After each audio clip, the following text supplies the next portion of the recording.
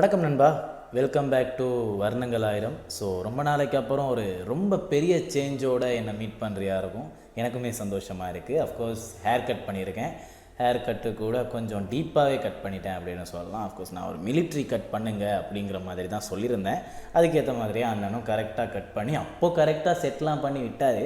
இப்போ கொஞ்சம் செட் பண்ணுறதுக்கு கஷ்டமாக இருக்குது. அதனால் முடிஞ்ச வரை கரெக்டாக செட் பண்ணியிருக்கேன்னு நினைக்கிறேன். அஃப்கோர்ஸ் ஜோன் சீனா மாதிரி கட் பண்ணுங்க அப்படின்னு அவர் சொன்னார். இல்லை வேணாம், ஜோன் சீனா அளவுக்குலாம் கட் பண்ணதுக்கப்புறம் வளருமான டவுட்டாக இருக்குது. அதனால் நீங்கள் இந்த ஒரு ரேஞ்சுக்கே கட் பண்ணுங்கள் போதும் அப்படிங்கிற மாதிரி பேசியிருந்தேன். அஃப்கோர்ஸ் இந்த ஒரு முடி கட் பண்ணும்போது இருந்த எக்ஸ்பீரியன்ஸே ரொம்பவுமே அழகாக இருந்துச்சு அப்படின்னு சொல்லலாம். ஏன்னா நார்மலாக நான் லென்த்தி ஹேர் வச்சுருந்தனால கரெக்டாக ஒரு லைன் எடுத்துட்டோமா, அதுக்கப்புறம் லைட்டாக கொஞ்சம் ட்ரிம் பண்ணிக்கிட்டோமா, அதுக்கடுத்து கொஞ்சம் அந்த ஒரு லென்த்தை கம்மி பண்ணிக்கிட்டோமா அப்படிங்கிறது மட்டும்தான் இருக்கும். இதில் என்னென்னு பார்த்துக்கிட்டிங்கன்னா ஹை ஃபேட் வைக்கணுன்றதுனால ஃபுல்லாக லென்த்தாக மேலே ட்ரிம் பண்ணிவிட்டு அதுக்கு முன்னாடியே லென்த்து கம்மி பண்ணிட்டாங்க. லென்த்து கம்மி பண்ணதுக்கு அப்புறமா தான் ஹை ஃப்ரேம் வச்சாங்க. அதுக்கப்புறமா ஹை ஃபேட் எடுத்ததுக்கு அப்புறம் தான் திரும்ப லென்த்தை கம்மி பண்ணி ஓகே பண்ணார். அதுக்கப்புறம் ட்ரையர் வச்சு வெளியே கொஞ்சம் மேலே வாரிட்டு அதுக்கப்புறமா ட்ரிம்மரை வச்சு மேலாப்பில் லைட்டாக ட்ரிம் பண்ணார் பாருங்க. அதுக்கப்புறம் தான் இந்த ஒரு ஷேப்பே வந்துச்சு. இல்லைனா மேலே வாரும்போது கரெக்டாக நிற்காது. இதுவே நின்றுருக்கிறது ஒரு பெரிய விஷயந்தான். என்னோடய முடி ரொம்ப சாஃப்டான ஹேருங்க, அதனால் கரெக்டாக நிற்காது. அஃப்கோர்ஸ் இதுக்காக இந்த ஒரு ஃபயர் ஹேர் கட்டிங் அதெல்லாம் பண்ணுறவங்க இருக்காங்க. ஃபயர் ஹேர் கட்டிங்லாம் பண்ணால் நிற்கும் தான். ஆனால் என்னோடய சாஃப்ட் ஹேருக்கு ஃபயர் ஹேர் கட்டிங் பண்ணோன்னா தலையும் சேர்ந்து புசிங்கிறோம் அப்படிங்கிறதுனால அதெல்லாம் வச்சுக்க வேணாம் அப்படின்ட்டு. ஆனால் கரெக்டாக பண்ணாப்புல. அதுக்கப்புறமா ஸ்ப்ரேலாம் வச்சு ஜெல்லாம் வச்சு கரெக்டாக மெயின்டைன் பண்ணார். அதெல்லாம் நான் மோஸ்ட்லி ஷோஸில் போட மாட்டேன். ஏன்னா அது ஒரு நல்ல விஷயம் தான். நல்ல ஒரு ஒகேஷன், நல்ல ஒரு லொக்கேஷனுக்கு யூஸ் பண்ணும்போது நல்ல விஷயந்தான். ஆனால் அதை மோஸ்ட்லி ஷோஸில் நான் யூஸ் பண்ணாததுக்கு ரீசன் அஃப்கோர்ஸ் நான் ஒரு ஹீட்குள்ளே தான் இருக்கேன். என்னோடய லொக்கேஷன் ரொம்பவுமே சூழ்ந்த ஒரு லொக்கேஷனாக இருக்குது இல்லையா. அதனால் அந்த லொக்கேஷனில் நான் ஜெல் வைக்கிறது கரெக்டாக இருக்காது. அதனால் முடி கொட்டக்கூட வாய்ப்பு இருக்குது. அப்படிங்கிறதுனால தான் நான் அதை அவாய்ட் பண்ணியிருக்கேன். ஆனாலுமே ஹேர் ஸ்டைல் பண்ணும்போது அவர் வச்சுருந்தார். ஃபோட்டோ கூட நான் ப்ளே பண்ணுறேன். அவரும் வச்சுருந்தார், நல்லாவே இருந்துச்சு. ஸோ இன்றைக்கி நிகழ்ச்சியில் நம்ம இதை தான் பேச போகிறோமா அப்படின்னு கேட்டிங்கன்னா இல்லை, நம்ம முடிய சம்மந்தமாக நிறைய விஷயங்கள் பேசிட்டோம் இல்லையா. ஸோ இன்றைக்கி நம்ம பேச போகிறது ஃபேஷன் அப்படிங்கிற இடத்துல ஷர்ட்ஸில் நம்ம மோஸ்ட்லி யூஸ் பண்ணுற ஒரு பேட்டர்னான ஒரு ஷர்ட்டில் இருக்கிற டிஃப்ரென்சஸ் பார்த்து அது எந்தெந்த இடத்துக்கு சரி வரும் அப்படிங்கிற மாதிரி பார்க்க போகிறோம். அதே மாதிரி தான் ஆட்டிடியூட் அப்படிங்கிற ஒரு இடத்துல நாங்கள் மோஸ்ட்லி பண்ணுற ஒரு தப்பு கேட்காது அப்படிங்கிற ஒரு விஷயத்தை நம்ம ஏன் பண்ணணும் அப்படிங்கிற மாதிரி ஒரு விஷயம் பேச போகிறோம். இதை கடந்து நிறைய விஷயங்கள் நம்ம பேசுகிறதுக்கு தயாராக இருக்கோம். ஸோ தயாராக இருங்க, நிகழ்ச்சிக்குள்ளே போயிடலாம்.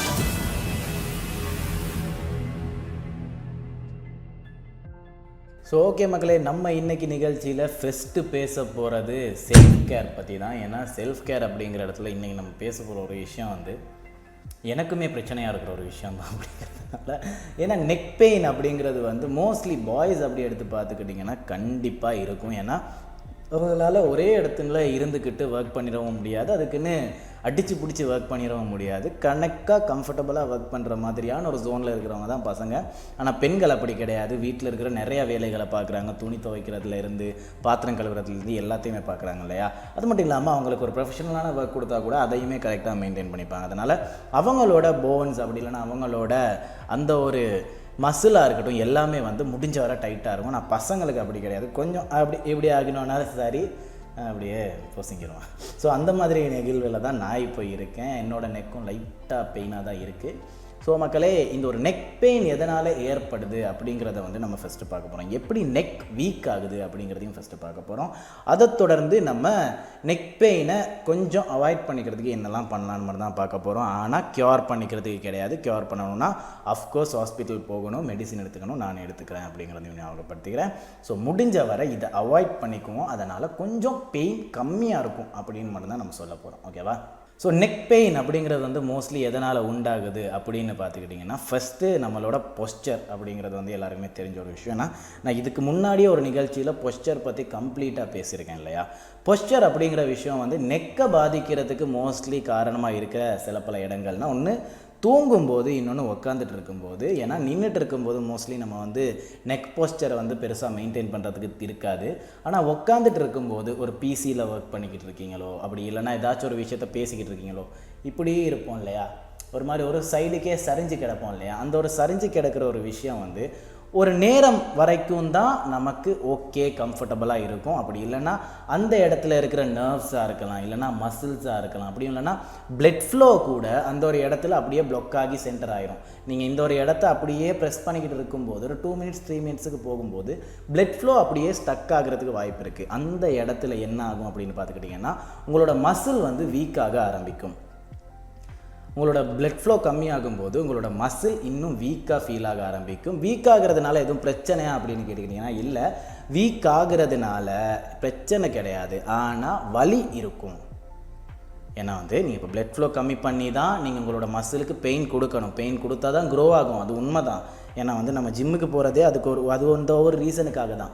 நம்ம ஜிம்முக்கு போனால் என்ன பண்ணுறோம், மசிலுக்கு பெயினை கொடுக்குறோம். அந்த பெயின் ரிலீஃப் ஆகும்போது, அந்த பெயின் க்யூர் ஆகும்போது திரும்ப அந்த மசில் இன்னும் பலமாக வளருது, இன்னும் ஸ்ட்ரென்த்தோடு வளர்கிறதுக்கு காரணமாக இருக்கிறதே வந்து அந்த ஒரு பெயின் ரிகவர் ஆகிறது தான். நீங்கள் எப்படி உங்களோட மசிலுக்கு காயப்படுத்துகிறீங்களோ அந்த காயத்தோடு சேர்ந்து அது ரிகவர் ஆகும்போது இன்னும் உங்களோட மசில் இன்னும் ஸ்ட்ராங்காக வளர்கிறதுக்கு ஸ்டார்ட் ஆகுது. ஸோ நெக்கில் கூட அதே விஷயம் தான். உங்களோட மசில் பெயின் ஆகும்போது அஃப்கோர்ஸ் வளரும், ஆனால் நீங்கள் ஒரே இடத்துல இருக்கிறனால உங்களோட பிளட் ஃப்ளோ கூட ஸ்டக் ஆகி இருக்கிறனால பெயின் அதிகமாக ஏற்படுதே தவிர அது ரிகவர் ஆகிறது கம்ப்ளீட்டாக நடக்கிறது கிடையாது. ஸோ கரெக்டாக ரிகவர் ஆகலைன்னா அப்படியே தான் பெயின் இருக்கும். ஸோ என்னன்னா நெக்கில் இருக்கிற மசில்ஸ் வந்து ரொம்பவுமே ஸ்மூத்தான ஒரு மசில் அப்படிங்கிறதுனால அது ரிகவர் ஆகிறதுக்கு ரொம்பவுமே டைம் எடுக்கும். எடுத்தாலுமே அது ஸ்ட்ராங்காக வளர்கிறதுன்னு ஒன்று கிடையாது. பிளட் ஃப்ளோ ஸ்டக்காகி இருக்கிறனால அது இன்னுமே பெயினாக தான் இருக்கும். ஸோ நீங்கள் மோஸ்ட்லி உங்களோட களத்தை வந்து ஸ்ட்ரெயிட்டாக வச்சுக்கிறது ஓகே, பிளட் ஃப்ளோ கரெக்டாக மூவ் ஆகிறதுக்கு கரெக்டாக இருக்கும். ஆனால் ஒரு சைடுக்கு சரிஞ்சிக்கிட்டோ பின்னாடி இப்படியே வச்சுக்கிட்டோ இருக்கும்போது அஃப்கோர்ஸ் நீங்கள் எந்த பக்கம் சரிஞ்சிருக்கீங்களோ அந்த பக்கம் தான் உங்களுக்கு பெயின் ஆகுது அப்படிங்கிறது வந்து உங்களுக்கே ஃபீல் ஆகும். அப்படிங்கிறதுனால நீங்கள் மோஸ்ட்லி ஒரே போஸ்டரில் இப்படியே கிடக்காதீங்க அப்படிங்கிறத ஞாபகப்படுத்திக்கிறேன். அப்புறம் தூங்கும் போதும் இதே தப்பு தான் நடக்குது. அஃப்கோர்ஸ் உங்களோட பில்லோஸ் அப்படிங்கிறத வந்து அவாய்ட் பண்ணிவிட்டு கீழே தூங்கும்போது கரெக்டாக பிளட் ஃப்ளோ ஆகுதுன்னு எல்லாருக்குமே தெரிஞ்ச ஒரு விஷயம் தானே. மோஸ்ட்லி நமக்கெல்லாம் பேக் பெயின் நெக் பெயின் வந்தாலே வீட்டில் சொல்கிற ஒரு விஷயந்தான், கொஞ்சம் தரையில் படுத்தா கொஞ்சம் ஓகே ஆயிரும், டக்குன்னு ரிலீஃப் ஆயிரும் அப்படின்னு சொல்லுவாங்க. ஏன்னா தரையில் படுக்கும்போது அது ஒரு ஃப்ளாட் சர்ஃபஸ்.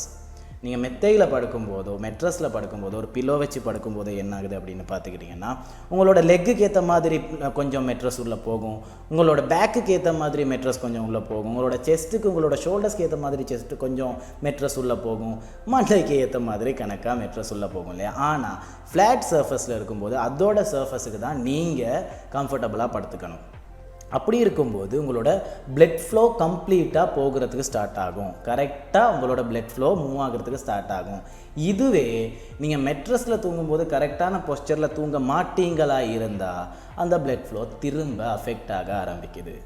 அதனால தான் உங்களுக்கு பெயின் ஏற்படுது அப்படிங்கிறது தான் உண்மை. ஸோ உங்களோட மசில்ஸ் வந்து ஒரு இடத்துல ஸ்டக் ஆயிடுச்சுன்னா அஃப்கோர்ஸ் அந்த இடத்துல பெயின் ஏற்படும். ஸோ நம்ம ஜிம்முக்கு போயிட்டு ஒர்க் அவுட் பண்ணும்போது கூட இதே தான் நடக்குது. நம்ம எவ்வளோக்கு எவ்வளவு மசிலுக்கு பெயின் கொடுத்துக்கிட்டே இருக்கோமோ அவ்வளவு அந்த ஒரு மசில் ஒர்க் ஆகுறனால அது பெயின் ஆகுது. ஆனால் ஜிம்மில் என்ன நடக்குது அப்படின்னு பார்த்துக்கிட்டிங்கன்னா அடுத்த நாள் நீங்கள் ப்ரோட்டீன்லாம் சாப்பிட்டு ரிகவர் பண்ணும்போது அந்த மசில் இன்னும் ஸ்ட்ராங்காக வளருது. பட் நெக்கில் அது நடக்குதா அப்படின்னு கேட்டுக்கிட்டிங்கன்னா கொஞ்சம் கம்மி தான். ஏன்னா நெக்கோட மசில் ரொம்பவுமே ஸ்மூத்தாக இருக்கும். ஸோ முடிஞ்ச வர உங்களோட நெக்கை கரெக்டான பாஸ்டரில் வச்சுக்கோங்க.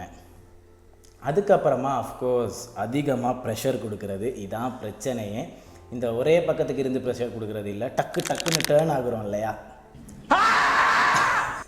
முடி கலைஞ்சிருச்சு, டக்குன்னு டேர்ன் ஆகுறோம் இல்லையா, அதனால் ஏற்படுற அந்தந்த வலிகள் வந்து ரொம்பவுமே அஃபெக்டிவாக இருக்கும். ஏன்னா எந்த ஒரு பாடி பார்ட் எடுத்து பார்த்துக்கிட்டிங்கனாலும் அது ஒரு கம்ஃபர்டபுளோடு தான் வாழ்ந்துக்கிட்டு இருக்குது. இவ்வளோ தான் இவன் அசைவான், இவ்வளோ தான் இந்த பாடியில் இவ்வளோ தான் மூமெண்ட் இருக்கும் அப்படிங்கிற மாதிரி தான் அந்த ஒரு மசில் இருக்கும்.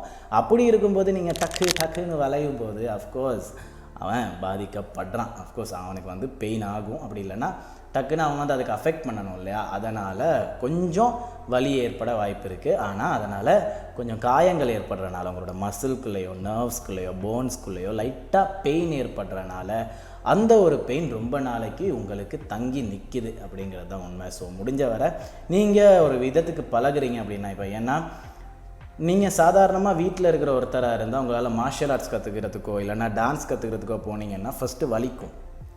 அதுக்கப்புறம் தான் போக போக போக போக பழகும்போது தான் அது கம்ஃபர்டபுளாக ஃப்ளெக்சிபிளாக கரெக்டாக மூவ் ஆகும். அதே மாதிரி தான் நீங்கள் நெக்கை டக்குன்னு திருப்பணும்னு ஆசைப்படுறீங்கன்னா அதுக்கு அப்பப்போ ட்ரெயின் பண்ணுங்கள், ஸ்லோவாக ட்ரெயின் பண்ணிக்கிட்டே இருங்க. அப்போது அது வந்து வலிக்காது. ஏன்னா உங்களோட நெக் ட்ரெயின் ஆகிருக்கும், இவன் டேர்ன் பண்ணுவான், மோஸ்ட்லி இவனோட நெக் டேர்னிங்லேயே தான் இருக்கும். அப்படிங்கிறத வந்து அது ட்ரெயின் ஆனதுக்கப்புறம் நீங்கள் டக்குன்னு டேர்ன் பண்ணாலும் அதுக்கு டக்குன்னு ரியாக்ட் பண்ணுறதுக்கான அந்த ஒரு ஜெனட்டிக்ஸ் உருவாகி இருக்கும். ஓகே, அது உருவாகி இருக்கிறதுனால உங்களுக்கு அந்த ஒரு மூமெண்ட் செய்கிறது கரெக்டாக இருக்கும். அஃப்கோர்ஸ் மார்ஷியல் ஆர்ட்ஸ் பண்ணுறவங்களா இருந்தாலும் சரி, டான்ஸ் பண்ணுறவங்களா இருந்தாலும் சரி, அவங்களுமே கூட ஃபர்ஸ்ட்டு பழகும்போது ஸ்லோவாக தான் பழகுவாங்க. அதனால தான் அவங்களுக்கு மூமெண்ட் ஸ்பீடாக பண்ணும்போது வலிக்கிறதில்ல. ஓகேவா? ஸோ அதனால் நீங்கள் முடிஞ்ச வரை உங்களோட மூமெண்ட்டாக ஃபாஸ்ட்டாக வச்சுக்கணும் அப்படின்னு இருக்கீங்கன்னா ஸ்லோவாக ஃபஸ்ட்டு ட்ரெயின் பண்ணிக்கோங்க. இல்லைனா நீங்கள் கையை ஒரே ரேஞ்சில் வச்சுக்கிட்டு இருக்கிற ஒருத்தராக இருந்தால் டக்குன்னு கையை தூக்குனாலுமே கையை வலிக்குங்க. அதான் சாதாரணமான இயற்கை. ஏன்னா அதுக்கு தான் உங்களோட கைகளோ தசைகளோ ட்ரெயின் ஆகிருக்கு. அதனால் நீங்கள் முடிஞ்ச வரை உங்களோட தசைகளை ட்ரெயின் பண்ணிட்டீங்கன்னா அந்த ஒரு பெயினை அவாய்ட் பண்ணிக்கலாம். முன்னாடி நான் சொன்ன மாதிரி உங்களோட பொஸ்டரில் ஏதாச்சும் பெயின் வந்துச்சுன்னா அதை நீங்கள் ஒரு ஃப்ளாட் சர்ஃபஸில் படுத்தோ இல்லைனா உட்காந்துக்கிட்டோ சேஞ்ச் பண்ணிக்கலாம். ஸோ இந்த மாதிரியான சில பல விஷயங்களை நம்ம கொஞ்சம் கரெக்டாக மெயின்டைன் பண்ணிக்கிட்டாலே இந்த ஒரு பெயினை அவாய்ட் பண்ணிக்கலாம். அப்படியே பெயின் வந்தாலும் நீங்கள் ஜஸ்ட்டு தெரிஞ்சிக்க வேண்டிய ஒரு விஷயந்தான், நீங்கள் உங்களோட மசிலை அந்த ஒரு விஷயத்தை நீங்கள் பண்ணுறதுக்காக ட்ரெயின் பண்ணி இல்லாதனால உங்களோட மசில்ஸ் டக்குன்னு ரியாக்ட் பண்ணுறனால தான் இந்த பெயின் ஏற்படுது அப்படிங்கிறத வந்து ஞாபகம் வச்சுக்கோங்க.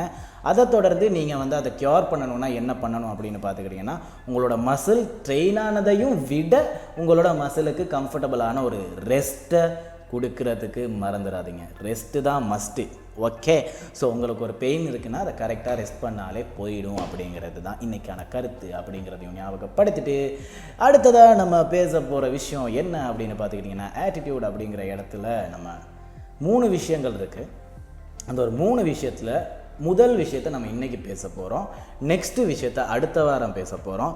அதுக்கு அடுத்த வாரம் இன்னொரு விஷயம் பேச போகிறோம். என்னென்னா, உங்களோட லைஃப்பில் நீங்கள் ஒரு விஷயத்தை அடையணும்னா என்ன விஷயங்கள் பண்ணலாம் அப்படிங்கிறத தான் நம்ம பேச போகிறோம்.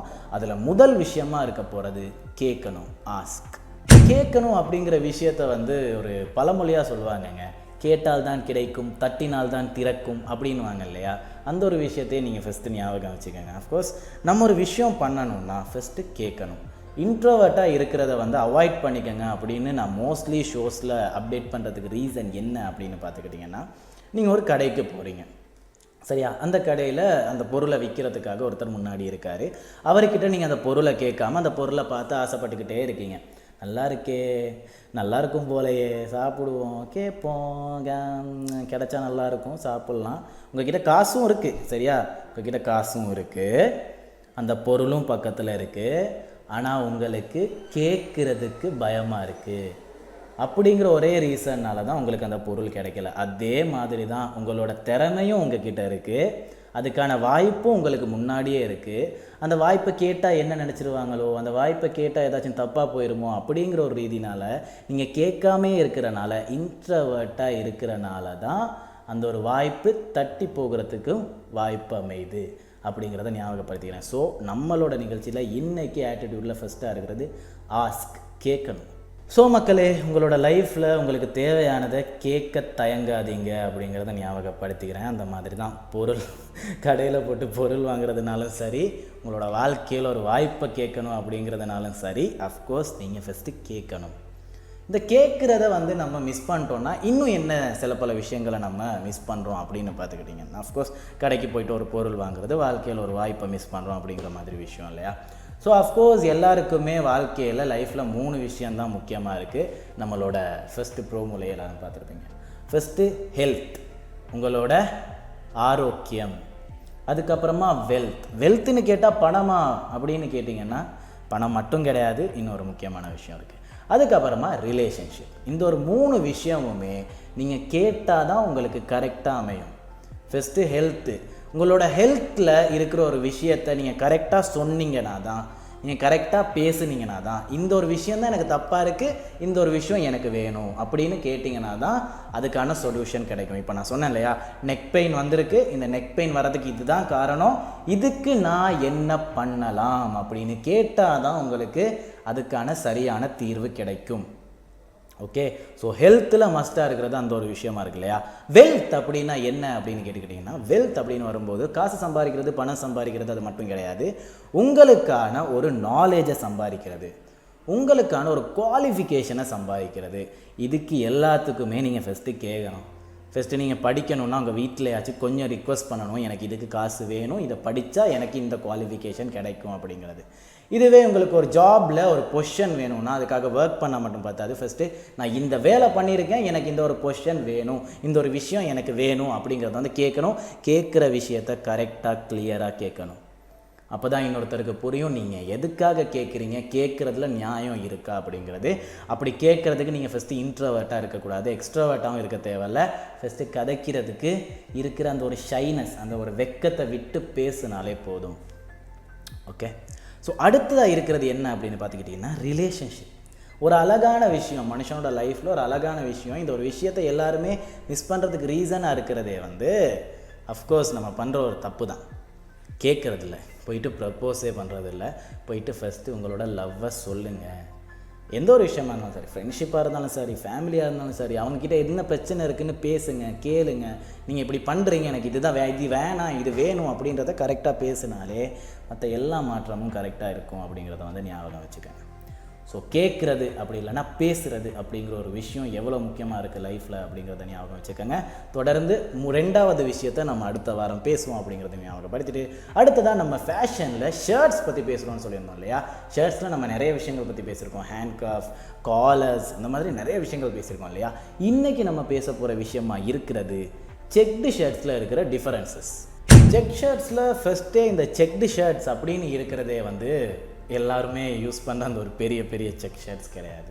ஸோ குட்டி குட்டியாக கணக்கான ஒரு அளவில் செக்டு அந்த ஒரு ஸ்கொயர் மட்டும்தான் இருக்கும், வேறு எந்த பேட்டர்னுமே இருக்காது அப்படிங்கிற மாதிரி இருக்கிற அந்த ஷர்ட்டு தான் செக்டு ஷர்ட் அப்படின்னு நம்ம சொல்கிறோம் ஃபஸ்ட். ஓகேவா. அந்த ஒரு செக்டு ஷர்ட் வந்து மோஸ்ட்லி உங்களுக்கு ஒரு தனி கலர் அப்படி இல்லைன்னா 2 கலரோட பேட்டர்னில் மட்டும்தான் இருக்கணும். ஒரு செக் ரெட்டுனா ஒரு செக் ஒயிட், அப்படி இல்லைனா ஒரு செக் ப்ளூனா ஒரு செக் பிளாக் அப்படிங்கிற கலர் பேட்டர்னில் இருந்தால் தான் கரெக்டாக இருக்கும். அதை தாண்டி நிறைய கலர்ஸ் அதுக்குள்ளே இன்புட் ஆகுதுன்னா அது ரொம்பவுமே ஃபங்கியாக இருக்கும். அது உங்களோட லொக்கேஷனுக்கு ஒகேஷனுக்கு ஒத்து வருமா அப்படிங்கிறத வந்து நீங்கள் தான் டிசைட் பண்ணணும். ஸோ மோஸ்ட்லி முடிஞ்ச வர 2 கலர்ஸ் உள்ள பேட்டர்ன் உள்ள செக்டு ஷர்ட் யூஸ் பண்ணுங்கள். அது உங்களுக்கு கேஷுவலாகவும் கரெக்டாக யூஸ் பண்ணலாம். அப்படி இல்லைன்னா உங்களோட ஒரு ஈவெண்ட்டுக்காக இருக்கலாம், இல்லைனா ஒரு ஒஃபிஷியல் ஈவெண்ட்டுக்கு கூட யூஸ் பண்ணலாம். செக்டு ஷர்ட்ஸில் ஃபஸ்ட்டு செக்டு ஷர்ட் எந்த ஒரு லொக்கேஷனுக்கும் யூஸ் பண்ணுறதுக்கு ஃபஸ்ட்டு முக்கியமான விஷயம் தான் 2 கலர்ஸ் இதில் பேட்டர்னாக இருக்கணும். அடுத்ததாக மோஸ்ட்லி நம்ம யூஸ் பண்ணுற ஒரு செக்டு ஷர்ட் பேட்டர்னாக இருக்கிறது கிங்கம் அப்படின்ற ஒரு வேர்டு. ஏன்னா கிங்கம் அப்படின்னு சொல்கிறாங்க, ஜிங்கம் அப்படின்னு சொல்கிறாங்க. You are talking European English, ஐ ஆம் டாக்கிங் பிரிட்டிஷ் இங்கிலீஷ் அப்படின்ற மாதிரி தான். ஸோ இந்த கிங்கம் அப்படிங்கிற ஒரு மெட்டீரியல் எப்படி யூஸ் ஆகுது அப்படின்னு பார்த்துக்கிட்டிங்கன்னா, நம்ம முன்னெல்லாம் இந்த ஒரு பாயெலாம் கோர்க்கும் போது ஒரு விஷயம் பண்ணுவோம் தெரியுமா. ஒரு கோர்வை சைடுக்கும் ஒரு கோர்வை மேலுக்கும் எடுத்து அப்படியே கோர்த்துக்கிட்டே போவோம் தெரியுமா. அந்த ஒரு கோர்வை மூலியமாக வர்ற ஒரு செக்டு பேட்டர்ன் தான் இந்த ஒரு கிங்கம் அப்படிங்கிற பேட்டர்ன். இது வந்து கம்ப்ளீட்டாக செக் கிடையாது. மேலேருந்து ஒரு லைன் வருது, சைடில் இருந்து ஒரு லைன் வருது, 2 லைனுமே ஒத்து போகுது. அந்த ஒரு 2 லைனுக்கும் கேப்பில் இருக்கிறது மட்டும்தான் டார்க்காக இருக்கும், அதை தாண்டி இருக்கிறது லைட்டாக இருக்கும், அதுக்கு அடுத்து இன்னொரு கலர் இருக்கும். ஸோ நீங்கள் ஒரு ப்ளூ கலர் கிங்கம் ஷர்ட் போடுறீங்க அப்படின்னு வச்சுக்கோங்களேன், உங்களோட லைன் வந்து லைட் ப்ளூ கலர் தான், அதுக்கு அடுத்து இருக்கிற அந்த ஸ்பேஸ் வந்து ஒயிட் கலர் தான், அதுக்கடுத்து 2மே கனெக்ட் ஆகிற அந்த ஒரு இடத்துல தான் டார்க் ப்ளூ கலரான ஒரு பாக்ஸ் கிரியேட் ஆகுது. ஸோ மோஸ்ட்லி இந்த கிங்கம் கலர் ஷர்ட்ஸ் அப்படின்றது வந்து ஒரு ஒயிட் கலருக்கு மேலே இன்னொரு கலர் மூலியமாக லைன் அப் பண்ண ஷர்ட்ஸாக கொடுத்துனீங்கன்னா இன்னுமே பார்க்க நல்லாயிருக்கும், இன்னுமே பார்க்க ப்ரொஃபஷனலாக இருக்கும், இன்னுமே பார்க்க கரெக்டான ஒரு பேட்டர்னோட இருக்கும், ரொம்பவுமே டிஸ்டர்பிங்காக இருக்காது அப்படிங்கிறது தான் உண்மை. ஸோ இந்த ஷர்ட்டை எங்கெல்லாம் உடுத்தலாம் அப்படின்னு பார்த்துக்கிட்டிங்கன்னா, ஒரு கேஷுவல் ஈவெண்ட்டாக இருக்கலாம், ஒரு ஒஃபிஷியல் ஈவெண்ட்டாக இருக்கலாம், 2க்குமே கரெக்டாக இருக்கும் அப்படிங்கிறது தான் என்னோட கருத்து. ஸோ மோஸ்ட்லி கிங்கம் ஷர்ட்ஸ் அப்படிங்கிறது வந்து ஒஃபிஷியலாக உடுத்துறதுக்கு கரெக்டாக இருக்கும் அப்படிங்கிறத வந்து ஞாபகப்படுத்திக்கிறேன். ஸோ ஒஃபிஷியல் செக்டு ஷர்ட்னா கிங்கம் தான். இப்போ நம்ம பார்க்க போகிறது தான் ஆக்சுவலாக நம்ம செக்டு ஷர்ட்னு நினச்சிக்கிட்டு இருக்கிற அந்த ஒரு ஷர்ட்.